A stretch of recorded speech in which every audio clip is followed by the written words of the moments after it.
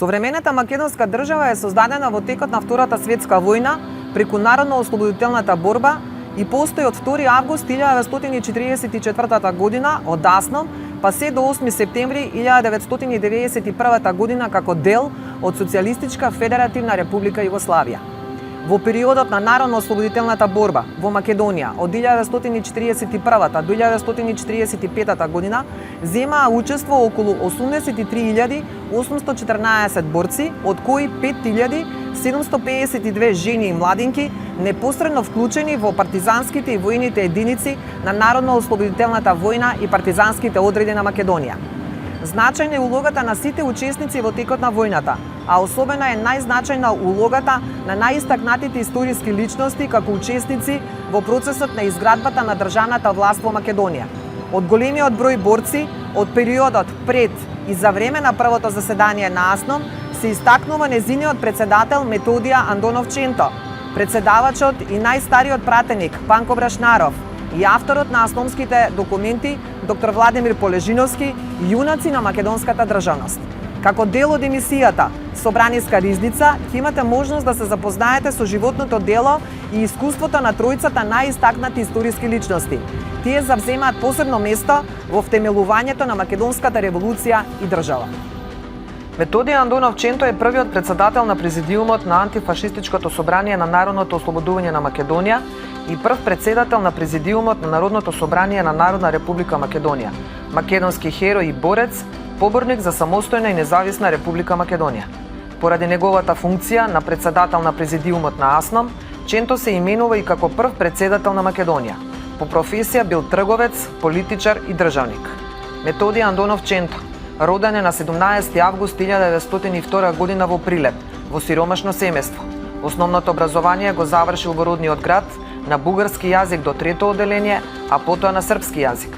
Тој е сведок на периодите на распарчување на Македонија, на Првата и Втората Балканска војна и на Букурешкиот мировен договор од 1913 година. Уште во раната младост помагал во семејните работи, работејќи по тутунските и афионските полиња и сечејќи дрва во шумата. Како дете покажувал голем интерес кон спортот, вклучувајќи се во гимнастичарско здружение, каде се докажал како одличен гимнастичар. Завршил средно трговско училиште со одличен успех. По завршувањето на средното образование отворил свој дуќан и гостилница. Во неговиот дуќан често се собирале млади луѓе, вклучени во студентското и младинското движење во Прилеп. Во 1930 година во Нови Сад склучил брак со Василка Спирова Поп Атанасова. Со својата сопруга имале 4 деца. Ченто се вклучил во политиката најпрвен како заменик кандидат на парламентарните избори во 1935 година. На парламентарните избори во 1938 година бил предложен како кандидат за пратеник од Земјоделската партија. Иако победил, поради изборниот модел и изборниот фалсификат, не успел да влезе во парламентот. Како кандидат за пратеник се залагал за отварање на училишта на македонски јазик. За Ченто ова ќе биде поттик уште повеќе да се вклучи во штрајковите организирани од страна на тутунските и другите работници. Како дуќанџија, Ченто бил представник на Прилепскиот трговски еснав. Во периодот од 1935 до 1940 година ги застапувал интересите на прилепските трговци во Индустријско-трговската комора во Скопје. Поради неговите политички активности, Ченто повеќе пати бил прогонуван и затваран од властите. Во 1940 година, како еден од организаторите на линденските демонстрации во Прилеп, Ченто бил затворен 3 месеци во затворот во Велика Кикинда. Потоа затворен и интерниран во затворот во Бајна Башта, поради неговите заложби за воведување на македонскиот јазик во наставата во училиштата. Во затворот Ченто бил осуден на смртна казна, но пред стрелањето е ослободен. Тој бил популарен како комунист и поддржувач на партизаните, поради што бил прогонуван и повторно затворен. Во неговиот дуќан се одржувале тајни состаноци. Поради обвинението дека им помага на партизаните со пари, храна и скривалишта, најпрво бил затворен во Скопје, потоа во Софија, во Пловдив, за да заврши во логорот Рупил, Чучулигово, Петричко, каде останал 4 месеци. Откако излегол од затвор, Ченто на 21 август 1943 година добил писмо од главниот штаб на Народно-ослободителната војска и партизанските одреди на Македонија, поканувајќи го да се придружи кон партизанското движење. Есента 1943 година Ченто преминал на слободната територија во Дебарца и станал член на главниот штаб како референт за народната власт. Како председател на иницијативниот одбор за свикување на АСНОМ и референт за народната власт, земал активно учество во организирање и спроведување на првото заседание на АСНОМ.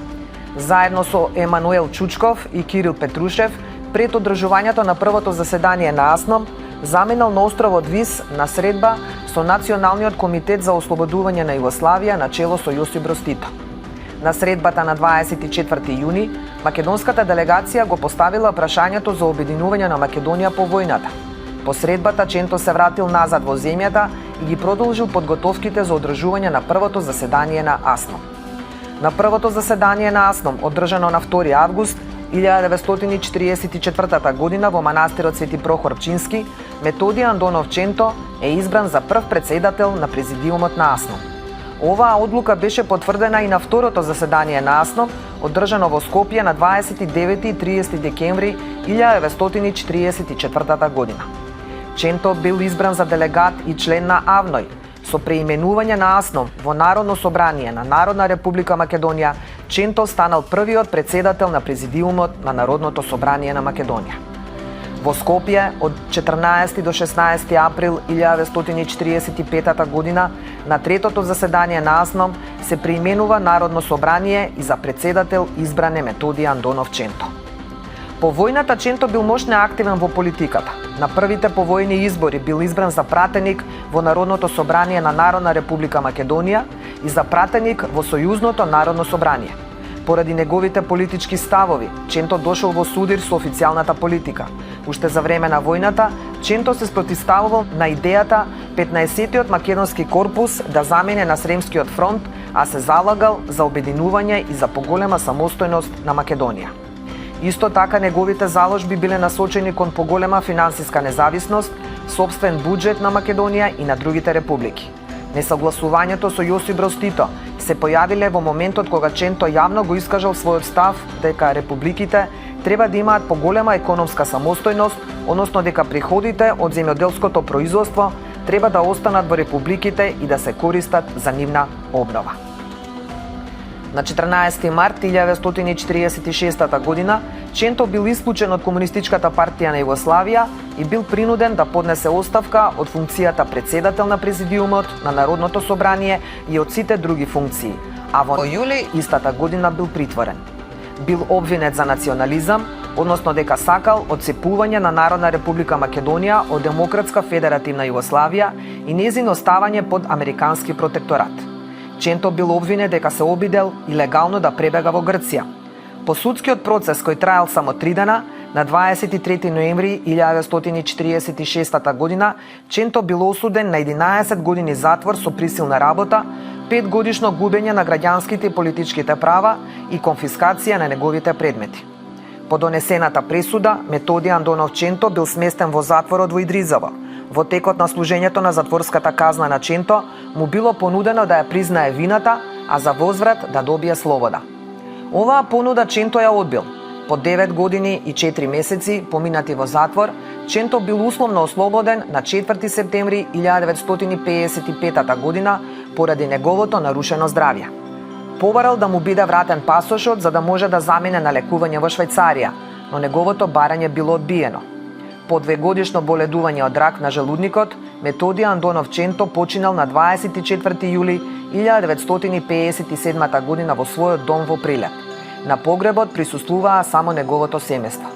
Рехабилитиран е во 1991 година, кога државата ја прогласува својата независност. По самостојувањето во 1991 година и рехабилитација на неговиот лик и дело, Методиј Андонов Ченто го зазеде заслуженото место меѓу најистакнатите личности во историјата на македонскиот парламентаризам и државност. Во центарот на градот Скопје се наоѓа споменикот на Методиј Андонов Ченто, каде секоја година по повод одбележување на одржувањето на првото заседание на АСНОМ, високи државни делегации положуваат цвеќе. Во зградата на собранието, во просторијата Длаборес, се наоѓа статујата на Ченто како потсетување за дел од работните простории во кои се наоѓал кабинетот каде работел Ченто. Портретот на Методи Андонов Ченто како прв председател на собранието на Македонија е поставен во холот на портрети во собраниската зграда. Методи Андонов Ченто зазема значајно место во историјата на македонскиот народ, како председател на Президиумот, председател на Собранието на Народна република Македонија. Ченто одиграл главна улога во работата на АСНОМ, на чии заседанија се донесени најважните историски одлуки со кои конституирана македонската држава. Панко Брашнаров бил член на иницијативниот одбор за организирање на АСНОМ и председавач на првото заседание на АСНОМ. Како најстар делегат на првото заседание на АСНОМ и председавач на заседанието, Брашнаров зазема посебно место во историјата на македонскиот народ. Тој се смета за активен член на македонското национално ослободително движење од времето на Илинден до АСНОМ. По професија Брашнаров бил народен учител, по уверување комунист, идеалист, патриот и револуционер. Учествувал во важни политички и културни акции, во кои до израз дошле интересите на работничката класа и националното право на македонскиот народ. Панко Брашнаров е роден во Велес на 9 август 1883 година. Своето образование го започнува во родниот град во рамките на местната екзархиска прогимназија. Школувањето го продолжува во Машкото педагошко училиште во Скопје. Учителската кариера ја започнува во Кумановскиот крај, каде наставата во училиштата ја држи на народен македонски јазик. По 3-годишното работење, својата учителска кариера ја продолжува во селото Бистрица, Велешко и во ново село Штипско, за потоа да се врати во својот роден град Велес. Пред Балканските војни учествува во работата на социјалистичката организација во Велес и соработува со органот на Васил Главинов Класно сознание. Активно учествува во создавањето на новата социјалдемократска организација во Велес и во земјата. Социјалистичката организација се вклучува во одбележување на празникот на трудот 1 мај преку масовно организирање на работниците, учителите и учениците. Поради своето општествено дејствување, Брашнаров е принуден да го напушти Велес и 3 месеци да замине за Букурешт во Романија. По завршувањето на Балканските војни во 1914 година, Брашнаров прибегнува во Бугарија. Таму го завршува вишиот педагошки курс на екзархијата во Пловдив. Во Софија, Панко се среќава со Васил Главинов, Димо Хаджидимов и со други истакнати личности, чија заложба е присоединување на македонската држава во една федерација на балканските народи. Во Првата светска војна како војник во бугарската војска е испратен на фронтот кај Дојран. По завршувањето на војната, Брашнаров се враќа во Велес и во 1919 година станува член на Комунистичката партија на Југославија. Избран е за секретар на местната социјалистичка организација. Активен е на говори, на организирање на собири и предавања во клубот на партијата. Како кандидат на Комунистичката партија на Југославија, Брашнаров е избран за пратеник во Уставотворното собрание на Кралството на србите, хрватите и словенците во 1920 година. Тој е активен во подготовките на закажаните општински избори, повикувајќи ги народните маси да се определат за програмата на Комунистичката партија на Југославија. На локалните избори во Велес, Комунистичката партија на Југославија успева да победи.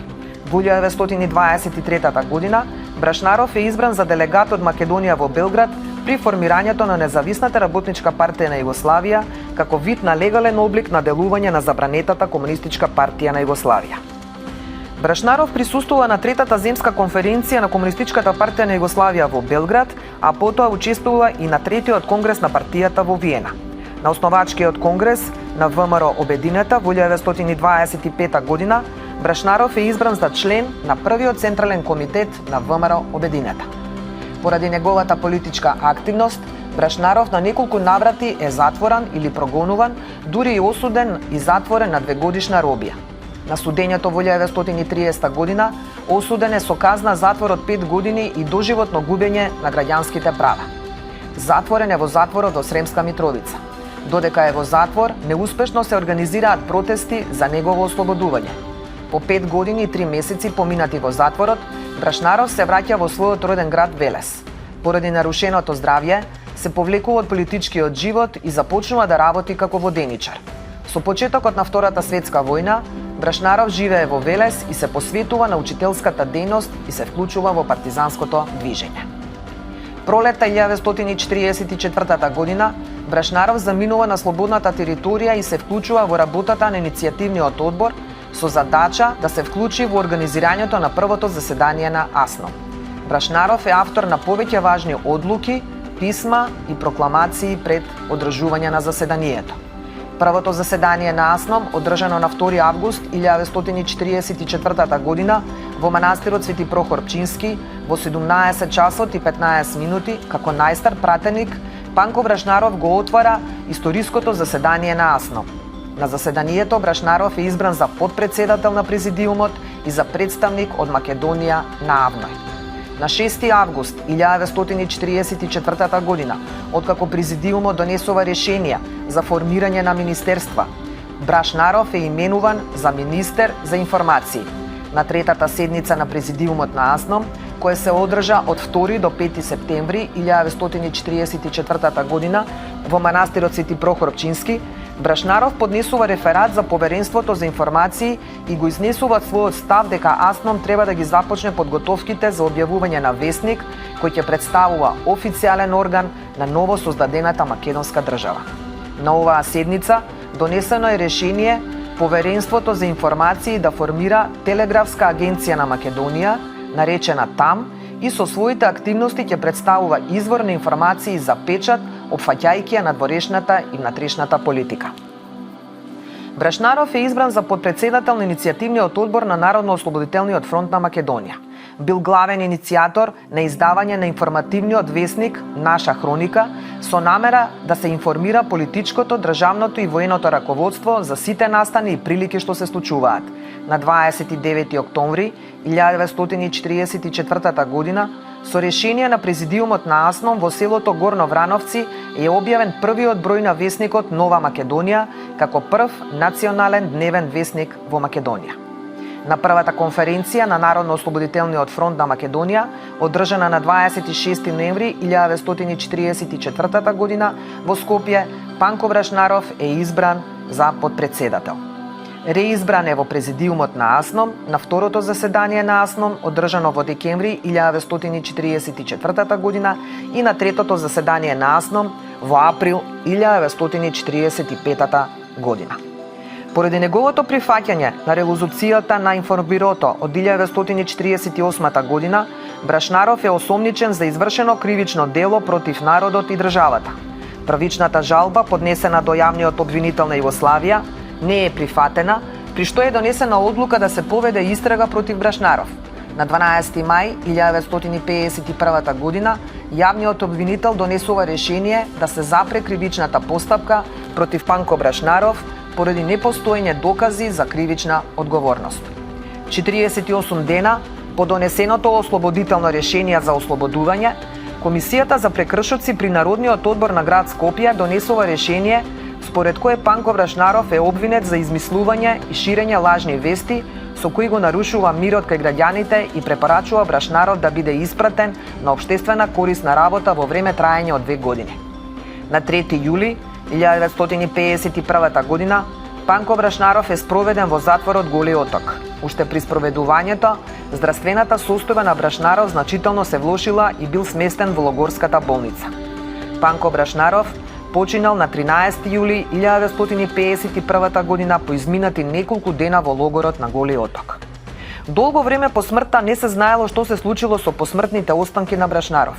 Во 2011 година новинарска екипа успеала да го пронајде гробот на Панко Брашнаров на градските гробишта во Загреб, во Хрватска. Се смета дека неговите посмртни останки се преместувани неколку пати пред да завршат во заедничката гробница на гробиштата Мирогој. По објавување на телевизиската сторија, државата најави дека ќе отпочне постапка за враќање на посмртните остатоци на Панко Брашнаров. Панко Брашнаров зазема значајно место во формирањето на македонската држава, пред се како најстар делегат на првото заседание на АСНОМ, председавач на заседанието, подпредседател на АСНОМ, министер за информации во президиумот на АСНОМ, иницијатор за формирање на првата новинска агенција, Телеграфска агенција на Македонија и еден од најблиските соработници на Методија Андонов Ченто. Во градскиот парк Жена Наспроти собраниската зграда поставен е споменик на кој што се одбележува почетокот на првото заседание на АСНОМ и ликот на Панко Брашнаров, отварањето на седницата. Доктор Владимир Полежиновски бил секретар на президиумот на АСНОМ. Како автор на Декларацијата за основните права на граѓанинот и на други пишани документи од првото заседание на АСНОМ, Полежиновски одиграл значајна улога во создавањето на АСНОМ и македонската државност. Полежиновски бил првоборец и носител на партизанска споменица од 1941 година. Тој бил доктор на науки од Универзитетот Сорбона, а по професија бил правник, политичар и научник. Владимир Полежиновски е роден на 13 мај 1913 година во Кичево. Основното образование го завршил во родниот град Кичево, гимназиското образование во Битола во 1932 година. Образованието го продолжил на правниот факултет во Париз, каде со успех ги завршил студиите. Во март 1939 година Полежиновски го одбранил докторатот на Универзитетот Сорбона на тема Фондови за изедначување на девизните курсеви. Како студент во Париз се вклучил во студентското демократско движење, а во 1937 година бил избран и за секретар на студентското друштво во Париз. Пред почетокот на Втората светска војна, Полежиновски бил повикан да го одслужи војниот рок во Кралството Југославија во Требиња.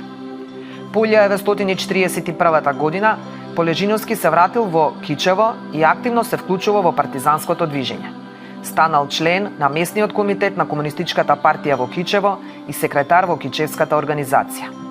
Поради неговото дејствување, Полежиновски бил затворен од страна на италијанските окупаторски власти во концентрациониот логор Порто Романо во Албанија, каде останува се до капитулацијата на Италија на 8 септември 1943 година. По напуштањето на логорот, Полежиновски се вратил во Кичево и учествува во ослободувањето на градот на 11 септември 1943 година. Поради неговото огромно искуство, Полежиновски бил префрлен да работи во главниот штаб во Дебарца. Таму се вклучува во подготовките за одржување на првото заседание на АСНОМ. На заседанието Полежиновски бил избран за секретар на президиумот на АСНОМ заедно со Љупчо Арсов. Донесена е одлука да биде дел од делегацијата составена од 40 народни представници кои ќе учествуваат на заседанието на АВНОЙ. По завршувањето на војната учествувал во две војни мисии, првата во Париз, во Франција, а втората во Франкфурт, во Германија.